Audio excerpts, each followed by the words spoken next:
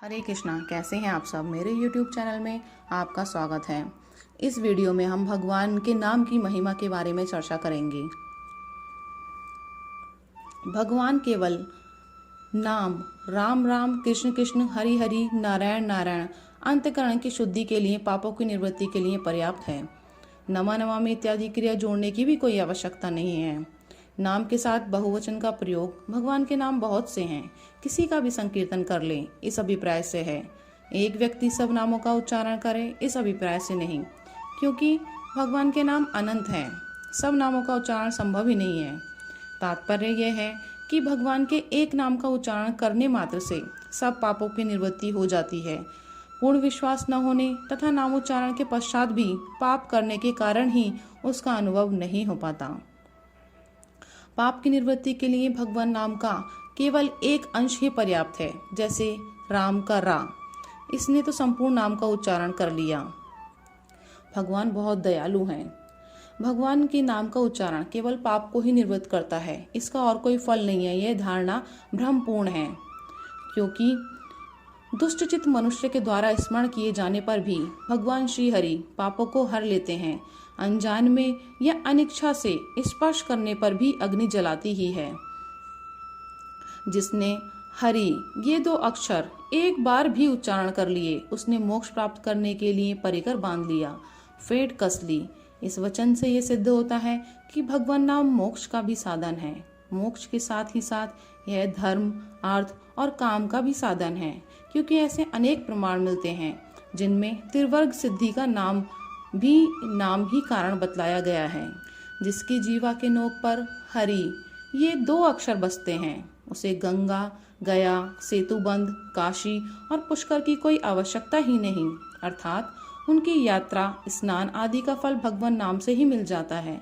जिसने हरि इन दो अक्षरों का उच्चारण कर लिया, उसने ऋग्वेद, यजुर्वेद, सामवेद और अथर्ववेद का अध्ययन कर लिया। जिसने हरि ये दो अक्षर उच्चारण किए, उसने दक्षिणा के सहित अश्वमेध आदि यज्ञों के द्वारा यजन कर लिया। हरि ये दो अक्षर मृत्यु के पश्चात परलोक के मार्ग में प्रयाण करने वाले प्राणों के लिए पाथेय हैं, संसार रूप रोगों के लिए सिद्ध औषधि हैं और जीवन के दुख और क्लेशों के लिए परित्राण हैं। इन वचनों से ये सिद्ध होता है कि भगवान नाम अर्थ, धर्म, काम इन तीन वर्गों का भी साधक है।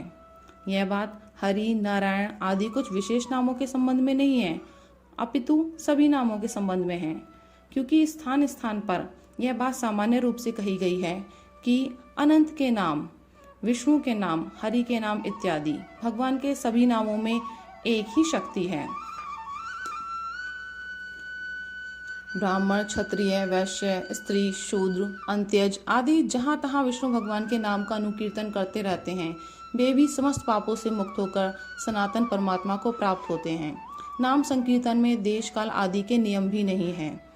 देश काल का नियम नहीं है। शौच अशौच आदि का निर्णय करने की भी आवश्यकता नहीं है। केवल राम राम यह संकीर्तन करने मात्र से जीव मुक्त हो जाता है। भगवान के नाम का संकीर्तन करने में ना देश का नियम है और ना तो काल का, इसमें कोई संदेह ही नहीं है। राजन, ज्ञान, यज्ञ, दान, तीर्थ स्नान अथवा विधि पूर्वक जप के लिए शुद्ध काल की अपेक्षा है, परंतु भगवान नाम के संकीर्तन में काल शुद्धि की कोई आवश्यकता नहीं है। चलते फिरते, खड़े रहते, सोते, खाते, पीते और जप करते हुए भी कृष्ण कृष्ण ऐसा संकीर्तन करके मनुष्य पाप के कैंचुल से छूट जाता है। अपवित्र हो या पवित्र, सभी अवस्थाओं में जो कमल नयन भगवान का स्मरण करता है, वह बाहर भीतर पवित्र हो जाता है।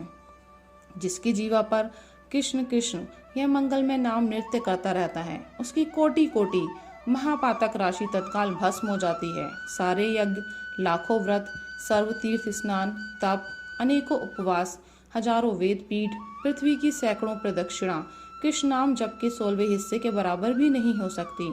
भगवान नाम के कीर्तन में भी यह फल हो सो बात नहीं, उनके श्रवण और स्मरण में भी वही फल है। भगवान कहते हैं कि आश्चर्य, भय, शोक, क्षत आदि के अवसर पर जो मेरा नाम बोल उठता है या किसी व्याज से स्मरण करता है, वह परम गति को प्राप्त होता है। मृत्यु या जीवन, चाहे जब कभी भगवान का नाम स्मरण करने वाले मनुष्य की पाप राशि तत्काल नष्ट हो जाती है। उन चिदात्मा प्रभु को नमस्कार है। महामुनि ब्राह्मण देव भक्तराज के मुख से नरक में रहने वाले प्राणियों ने श्री हरि के नाम का श्रवण किया और वे तत्काल नरक से मुक्त हो गए। यज्ञ यज्ञादि रूप धर्म अपने अनुष्ठान के लिए जिस पवित्र देश, काल, पात्र, शक्ति, सामग्री, श्रद्धा, मंत्र, दक्षिणा आदि की अपेक्षा रखता है, इस कलयुग में उसका संपन्न होना अत्यंत कठिन है। भगवान नाम संकीर्तन के द्वारा उसका फल अनायास ही प्राप्त किया जा सकता है। भगवान शंकर पार्वती के प्रति कहते हैं, संपूर्ण जगत का स्वामी होने पर भी मैं विष्णु भगवान के नाम का ही जप करता हूँ। मैं तुमसे सत्य सत्य कहता हूँ, भगवान को छोड़कर जीवों के लिए अब कर्मकांड आदि कोई भी गति नहीं है। श्रीमद् भागवत में ही यह बात बताई गई है कि सत्य युग में ध्यान से, त्रेता में यज्ञ से और द्वापर में अर्चा पूजा से जो फल मिलता है, कलयुग में वह केवल भगवान नाम से मिलता है।